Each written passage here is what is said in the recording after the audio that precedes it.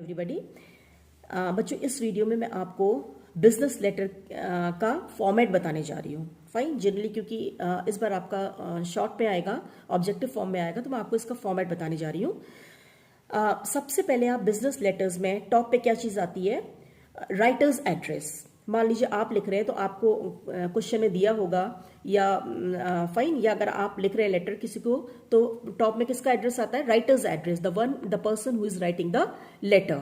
Fine, मान लीजिए आपका एड्रेस है XYZ road 123 XYZ road new Delhi, ये आपका एड्रेस हो गया। देन उसके बाद एक लाइन का स्पेस छोड़ा जाता है, एक लाइन छोड़ी जाती है, उसके बाद क्या आता है? Address of the recipient. Recipient means the person who will receive your letter. Like आपका बिजनेस लेटर है तो आप लिखेंगे, इसमें एक चीज बहुत ध्यान दीजिएगा बच्चे, क्या करते हैं कि मान लीजिए आपको अपने स्कूल के लिए कुछ लाइब्रेरी की बुक्स मंगानी है, फाइन, या आपको मान लीजिए किसी भी चीज का ऑर्डर प्लेस करना है, फाइन, या ऑर्डर रिजेक्ट करना है, फाइन, या आपको कोई कंप्लेंट लेटर है, तो बच्चे क्या करते हैं? डायरेक्टली उस ऑफिस का नाम लिख देते हैं। फाइन, XYZ मान लीजिए कुछ भी, कोई बिजनेस का कोई भी आप लिख दीजिए, तो वो लिखते हैं। वो जनरली जो मैं बताना चाह रही हूँ वो क्या भूल जाते हैं, आप ये लेटर एड्रेस किसको कर रहे हैं?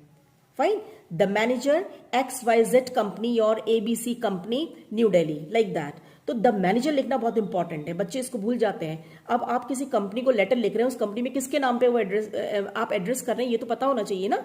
तो पूरी कंपनी में वो तो घुमाते ही रह जाएंगे, भाई किसके नाम का लेटर आया, इस कंपनी का आया, किसके नाम का, सब खोल खोल के पढ़ेंगे उसे, तो ये तो गलत हो जाएगा। तो ये जरूरी बहुत इंपॉर्टेंट बन जाता है कि आप किसको ये लेटर एड्रेस कर रहे हैं, द मैनेजर को या किसको। Fine, that becomes very very important.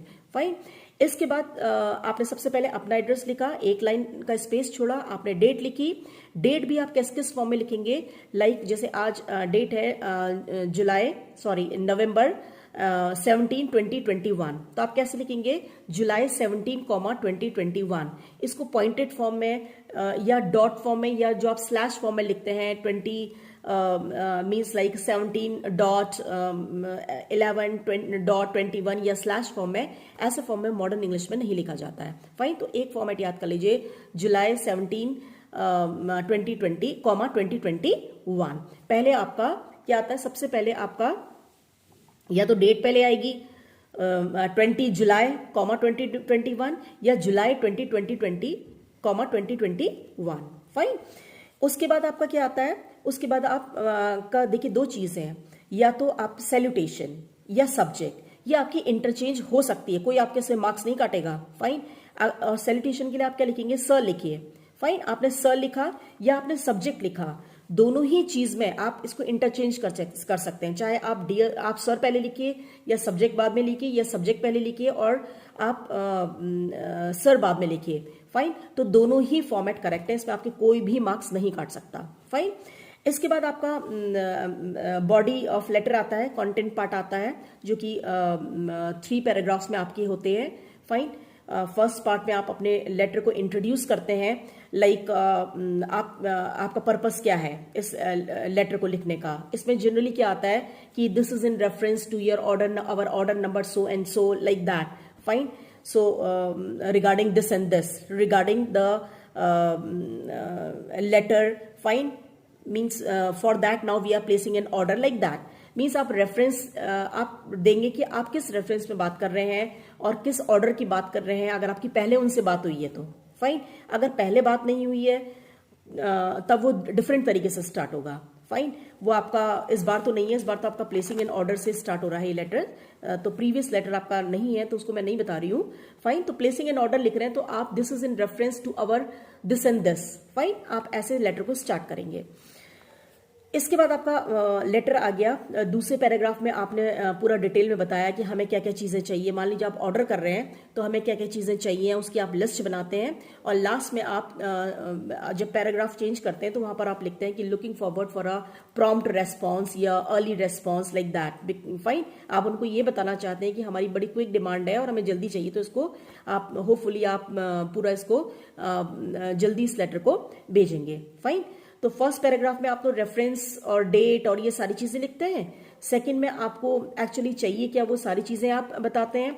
आप इसमें किस किस चीज की बात करते हैं, आप ट्रेड डिस्काउंट की बात इसमें कर सकते हैं, फाइन। आप इसमें आपको क्या चीज़ चाहिए है उसकी क्वालिटी की बात कर सकते हैं, फाइन। और उसके रेट लिस्ट की बात कर सकते हैं आप उनसे, ये सारी चीज़ों के बारे में आप बात कर सकते हैं। और लास्ट में फाइनली आप ये लिखेंगे कि looking forward to a prompt response, ये आप लिखेंगे। मैं डिटेल में अभी लेटर नहीं पढ़ा रही हूँ आपको, जस्ट फॉर्मेट में बता रही हूँ, फाइन। और लास्ट में बच्चों जैसे मैंने बोला है, अब मॉडर्न इंग्लिश में even thanking you we avoid, अभी ओल्ड इंग्लिश हो गई थैंकिंग यू लिखना, लिखते हैं कोई काटता नहीं है, सो मार्क्स कटेंगे नहीं, बट इसमें लिखते नहीं है, fine. And at last yours truly, fine. Business letter लिख रहे हैं तो योर्स ट्रूली लिख दीजिए, सीधे सीधे ट्रूली वर्ड याद रखिए आप। और योर्स ट्रूली में एक जो बहुत कॉमन मिस्टेक बच्चे करते हैं, वो करते हैं YOUR और एपोस्ट्रोफी S, जो कि बिल्कुल रॉन्ग है। इसको आपको एपोस्ट्रोफी S नहीं आता है यहाँ पर, फाइन। इसमें सिंपली योर्स YOURS आता है। अगर मान लीजिए आपको ऑप्शन दिए है, एपोस्ट्रोफी S वाला भी है, तो आप उसको राइट कर देंगे तो आपका आंसर रॉन्ग हो जाएगा, फाइन। एपोस्ट्रोफी S नहीं आता है। क्यों नहीं आता एपोस्ट्रोफी S? एपोस्ट्रोफी एस तब आएगा जब वो किसी की बिलोंगिंग है, जैसे ये राम्स बुक, वो राम की बुक है। यहाँ पर तो आप अपने बारे में बात कर रहे हैं ना, तो अपने बारे में आप योर्स डायरेक्टली लिखेंगे YOURS without using any apostrophe, fine. Yours truly, और उसके बाद आपका नेम आएगा XYZ। और अगर आपकी कोई पोस्ट वगैरह है, मान लीजिए आप किसी होटल के मैनेजर हैं या कुछ है, तो आपकी वो पोस्ट आ जाएगी, आपकी वो डेजिग्नेशन आ जाएगी, फाइन। तो इस वीडियो में बच्चों इतना ही, इसे रिवाइज कर लीजिएगा। Thank you children.